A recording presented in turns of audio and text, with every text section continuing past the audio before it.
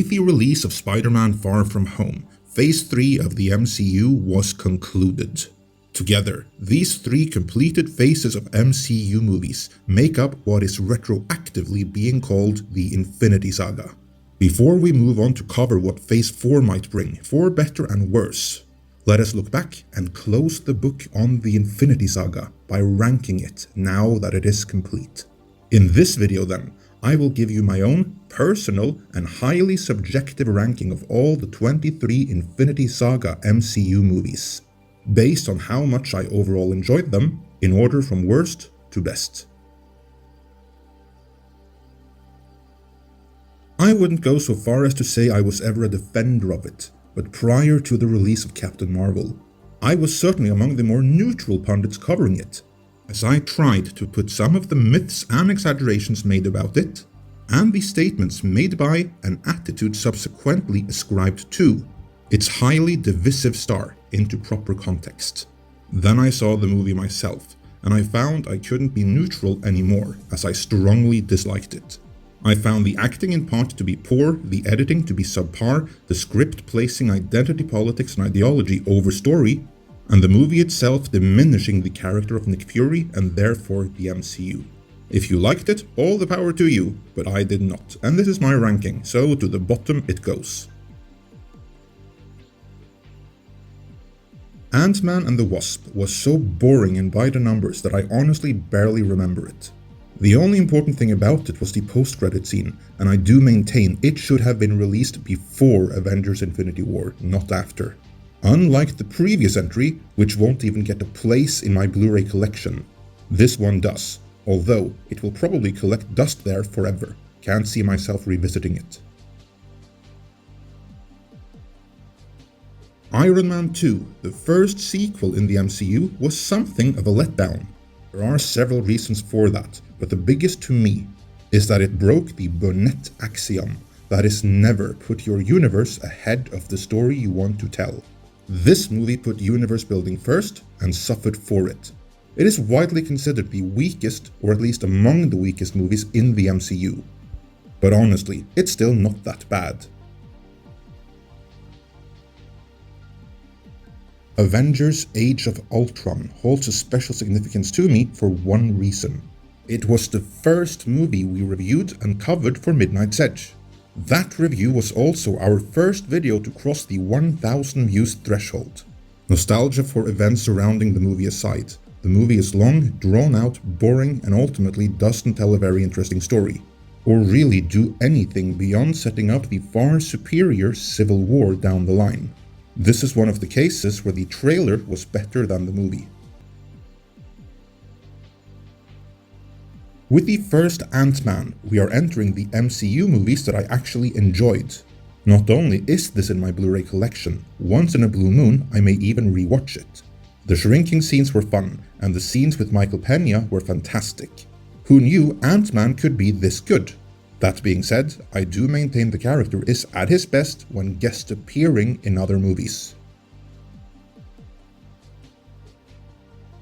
Guardians of the Galaxy 2 is about family relations more than anything, to the point where the story is sacrificed to that end. But it works as intended, and it had a greater emotional impact on me than any other movie in the franchise. Doctor Strange was a cool movie with some awesome imagery, but I somehow feel it could and should have been even more out there and trippy. Fingers crossed for an even more spaced out sequel. In my opinion, the first Thor was the weakest of all the Phase 1 movies. Neither Chris Hemsworth nor Tom Hiddleston had fully mastered their roles yet. And as someone of Norse heritage, I found the whole movie to be somewhat goofy, which is fine. The promise of greatness to come was there though. Yes, I know it may be an unpopular opinion, but I prefer Thor: The Dark World to the first Thor. The villain is terrible, no argue there, but Hiddleston and Hemsworth are so good in it, it makes up for many other issues.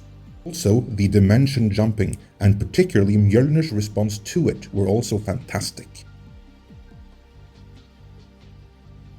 Many fans of the comics can't stand Iron Man 3, which is fine, but I never read any comics featuring the Mandarin. That Sin's retcon twist didn't bother me. As such, I tend to think that Iron Man 3 is actually a pretty fun movie.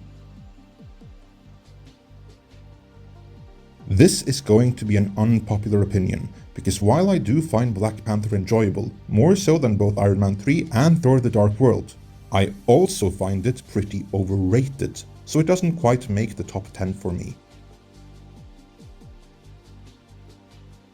Spider-Man Far From Home concluded the Infinity Saga, and as I said in my review of it, I think it suffered from being too much MCU and not enough Spider-Man. As the more perceptive of you may have noticed, I'm not American. Captain America is a character I never got into in the comics. So like all my peers in my geographical location, I was somewhat hesitant about how good a movie featuring the Star-Spangled Hero could be. By the time the first act had concluded, however, both myself and everyone around me were won over. That's how good it was.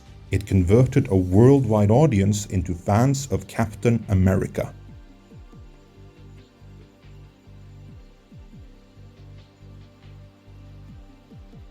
We've now entered the top 10, and every movie from here on out is a solid home run.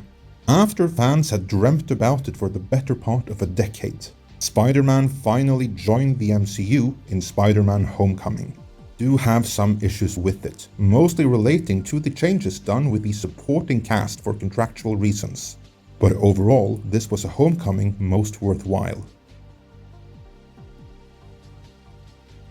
I greatly enjoyed Avengers Endgame, much more than I thought I would, and I thought it was a solid conclusion of the main storyline.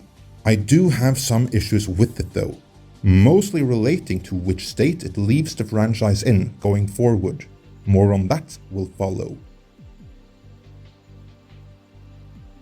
From the end, we go back to the beginning and the first Iron Man, the movie that launched the entire MCU. Not a lot to say about it, other than it's the perfect Iron Man movie and among the very best of Marvel movies. Outside of the first Iron Man, Tony Stark is at his best in Captain America Civil War, which by rights should have been an Avengers movie, although it's Cap's story. Even better than Civil War was Captain America the Winter Soldier. This is simply a masterpiece. Where dramatic elements are concerned, this may be the best movie of the entire MCU. But in this ranking, I emphasize overall enjoyment, and I had more fun with other movies, so let's get into the top 5. Given the direction taken with the upcoming Thor 4 and Waititi's recent comments to the fans, I have a feeling this choice may be more controversial as time goes by. But I gotta say, I flat out loved Thor Ragnarok, or Thor Planet Hulk as I like to call it. The story, Hulk being in it, the Jack Kirby inspired visuals, the fantastic score and ditto use of Led Zeppelin's Immigrant Song, Karl Urban and Cate Blanchett. This is all fantastic stuff. How high it is placed on my ranking I know will cause some controversy, but I do feel this is a really underrated movie. Where the MCU is concerned, this is the odd one out.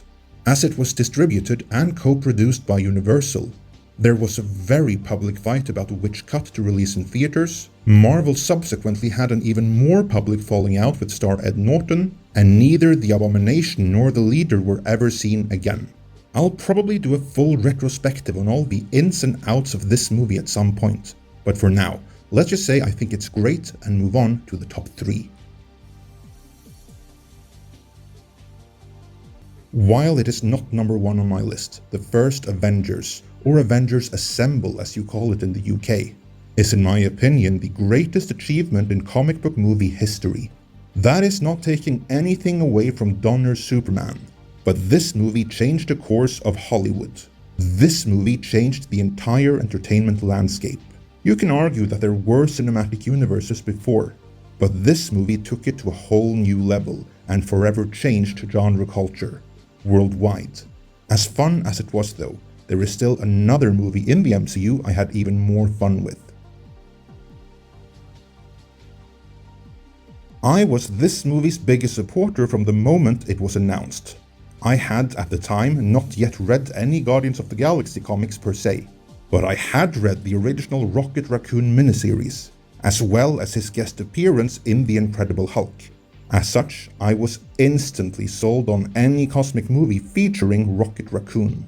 Release, it turned out that the movie was even better than I had hoped. This was my favorite movie in the MCU, right up until Avengers Infinity War. To me, this, not Endgame, this is the crowning achievement of the MCU. It works by turning the tables and making Thanos the focal character. And he is made one of the greatest cinematic villains of all time in the process. The ending, in which Thanos wins, I thought was absolutely fantastic and one of the most gut-punching endings of all time, and in the best way possible. Together, these 23 movies that collectively make out the Infinity Saga made the MCU the biggest film franchise of all time, bar none. They captivated pop culture in a way not seen since Star Wars. And they made even obscure characters from the comics into household names all over the world. But now that that book has been closed, what of the future? Phase 4 was announced at the San Diego Comic-Con, and it will consist of both theatrical feature films as well as series on Disney Plus that will interconnect with the movies. By all accounts, the central theme in Phase 4 will be that of representation, with characters who are female and non-white being brought to the forefront. This same approach has also been used in Marvel Comics over the course of the past decade, with a hefty side order of ideology and identity politics. That didn't do any wonders to either the sale of those books or the comic book industry at large. Will the upcoming Phase 4 movie succeed where the comics failed? That we will explore in future videos. Till then, let me know your ranking of the MCU movies made thus far, as well as what you thought about mine in the comments.